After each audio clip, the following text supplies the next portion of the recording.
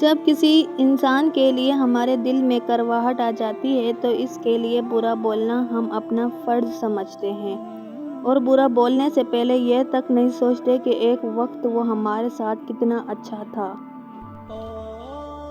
آپ زبردستی کسی کو دو کاموں کے لیے مجبور نہیں کر سکتے، ایک محبت اور دوسرا عبادت۔ دونوں دل سے ہوتی ہیں اور دونوں کا رشتہ روح سے جڑا ہوتا ہے۔ رشتوں کی فکر کرنا چھوڑ دیں، کیونکہ جس نے جتنا ساتھ نبھانا ہے وہ صرف اتنا ہی ساتھ نبھائے گا۔ زندگی نے دو چیزیں تو ضرور سکھائی ہیں، ایک تو اپنے میں خوش رہنا، دوسرا اپنے خدا کے سوا کسی سے کوئی امید نہ رکھنا۔ دنیا میں اگر کسی چیز کو پہلی فرصت میں رکھنا ضروری ہے تو وہ آپ کا ذہنی سکون ہے، باقی سب چیزیں عارضی ہیں۔ رشتہ خون کا ہو یا احساس کا، کسی کو مجبور کر کے اپنی طرف متوجہ کرنا غلط ہے۔ زندگی میں اپنے ساتھ رہنا سیکھیں۔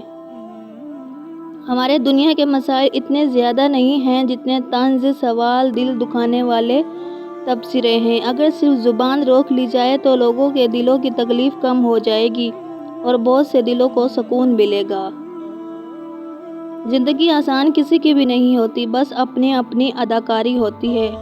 کوئی جھیل لیتا ہے اور کسی میں برداشت کرنے کی طاقت ختم ہو جاتی ہے۔ زندگی آزمائشوں کا سمندر ہے، کسی سے لے کر آزمایا جاتا یا تو کسی کو بیش تحاشا دے کر آزمایا جاتا۔ یہ بس کہیں صبر کی اور کہیں شکر کی آزمائش ہے۔ کسی کے لیے اتنا بھی مت گر جائیے گا کہ جس کے لیے گرے ہو وہ ہی اٹھانے سے انکار کر دے۔ آپ رب سے محبت کرتے ہیں تو وہ آپ کے دلوں میں صرف انہی لوگوں کو بسنے دیتا ہے جو آپ کی محبت کے اہل ہوتے ہیں۔ وہ تو ان دروازوں کو بھی کھول دیتا ہے جن پر تم دستک نہیں دیتے، پھر وہ ان دروازوں کو کیوں نہیں کھولے گا جن پر تمہارے مسلسل دستک کے نشان ہیں۔